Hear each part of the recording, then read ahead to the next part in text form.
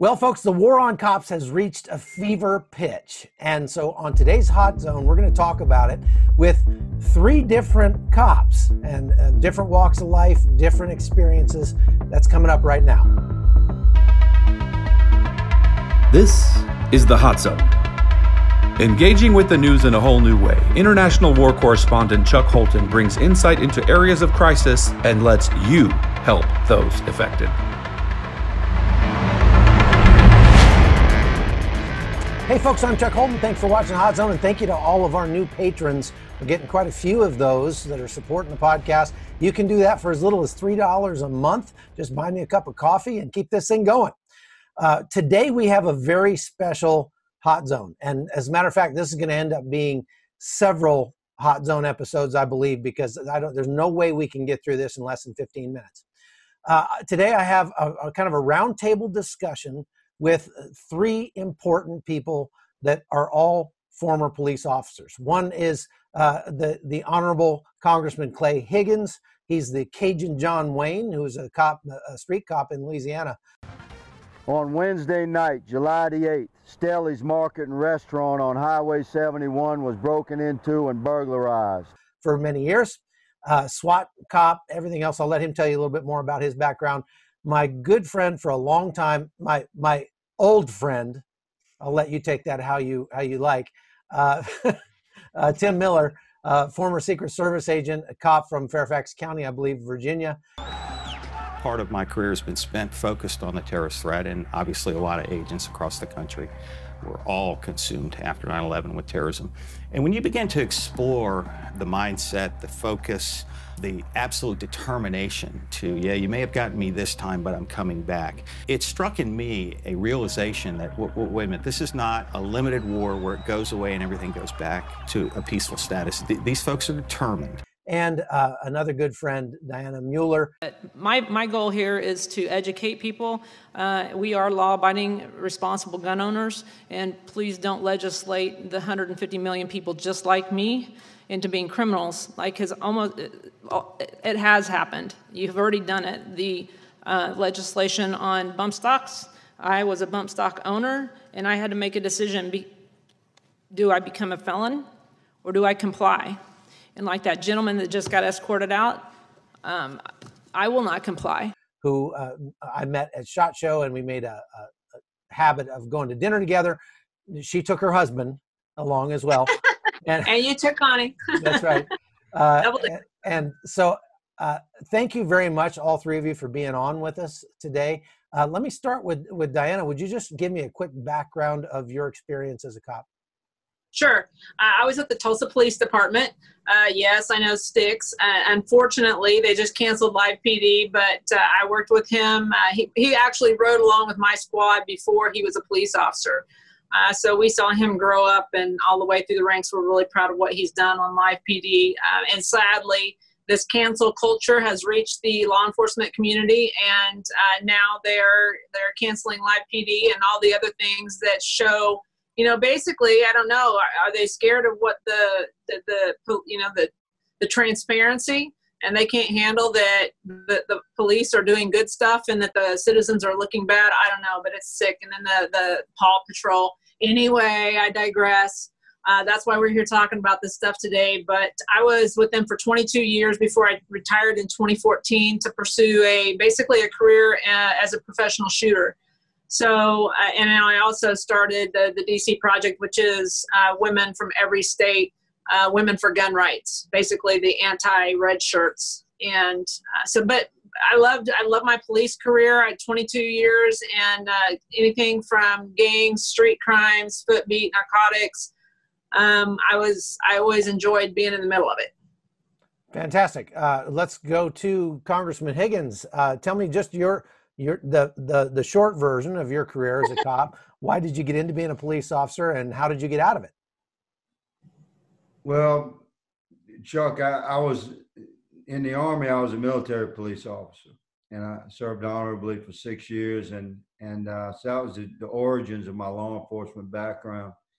And then many years later, after successfully navigating the business realm, however, succumbing to the loss of spiritual significance within the eyes of our Savior.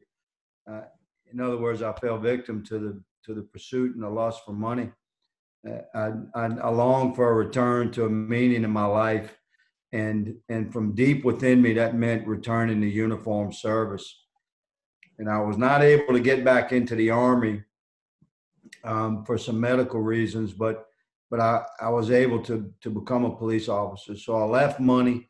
I was making big money. I was a successful and ruthless businessman, which was part of, the deterioration of my spirit.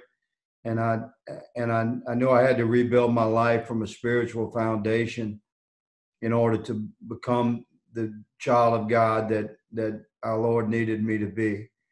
And that's when I became a full-time cop in 2004. And I served as a police officer, SWAT cop, patrol, for 12 years. And I brought my maturity and my spiritual journey and my constitutionalist core principles to the street. It was a very successful formula. Yeah, I'm a compassionate but disciplined man, and I rose to the ranks as a police officer in South Louisiana, and my career became rather storied in the final year of service behind a badge, full time, because my sheriff asked me to be his public information officer, and part of that job included performing a weekly public service announcement. And those public service announcements began a viral appearance on the internet, and that ultimately led to my leaving law enforcement full time and pursuing what I believe the Lord to be the illuminated path of serving my nation in Congress. So that's how I came to be punished as a congressman by God.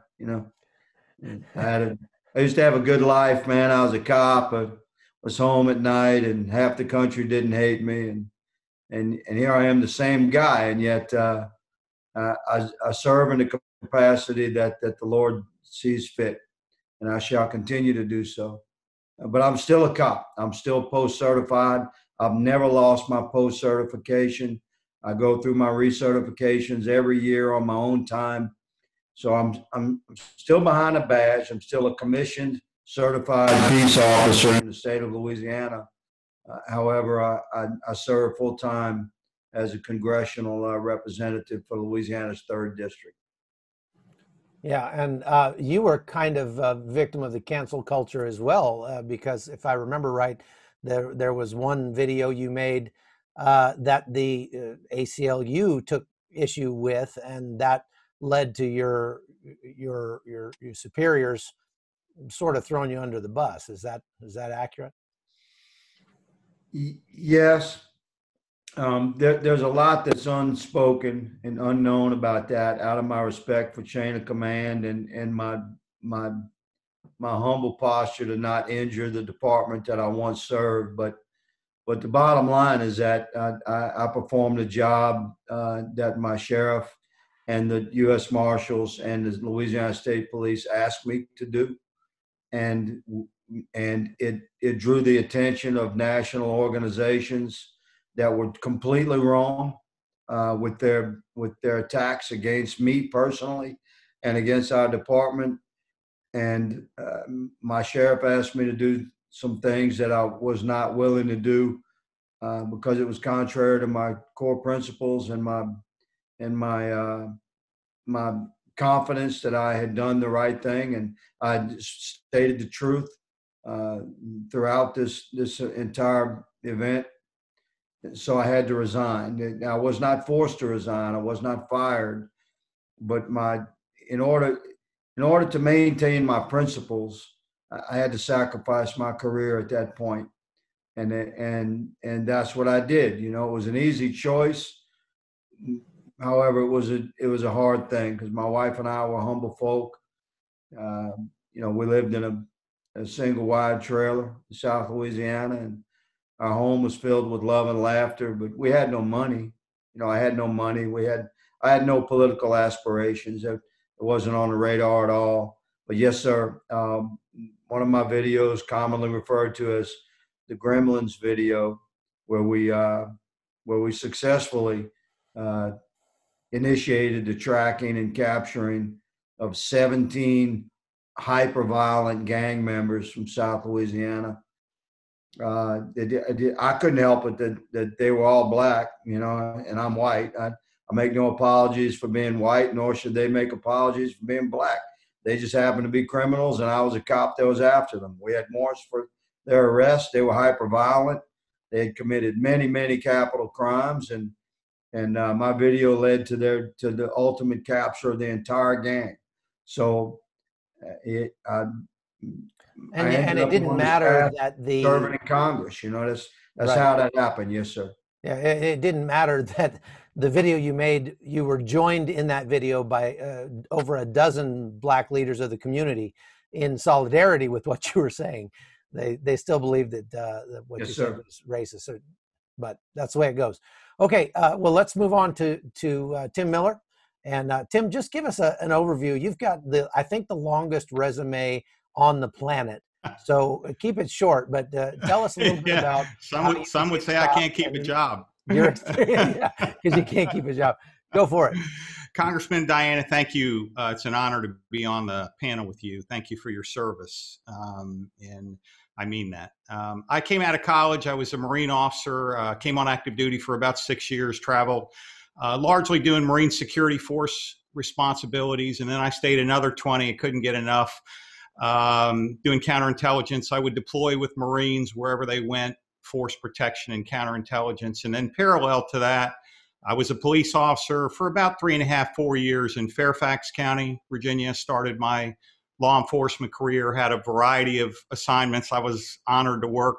And then I stepped into federal law enforcement, Secret Service, Homeland Security. And then I wrapped up as a director of training.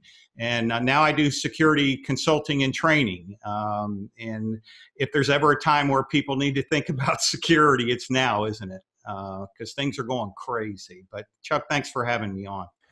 Things are going crazy. And that's one of the reasons why I wanted to do this. First, from let's go back to Diana. You worked as a beat cop, and you still know a lot of cops on the street.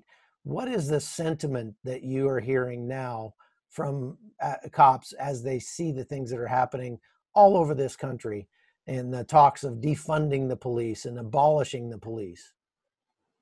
Well, you can imagine that morale is at the lowest point that I've ever even thought about being. The things that you're seeing happen so quickly is just like, it's just amazing to see from, 3 months ago that all is calm. And then now every police officer is under fire from a large segment of our society, to the point where, they hate us. They want to kill us. And it's pretty sad. And I think it's pretty understandable, especially if you look at police officers as an extension of our community. They're human, and they will make mistakes. And I feel like some of the protests, they're never going to be happy. I mean, we crucified Jesus Christ, the only sinless man on the face of the earth. He got crucified. So I look at, police officers, I look at us as being Christians, and I'm like, I don't expect anything more fair, but I can't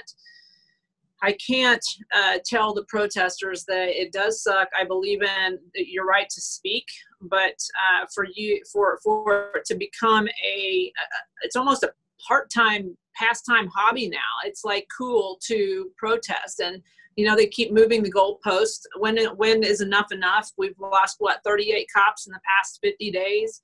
Do you want blood for blood? Do you want, what is it that they're after? Because I really think that what they're after is something that's unattainable, and that's sin, erasing sin from a human's heart. The Hot Zone is produced by Amy Holton and Livefire Media. Copyright 2019.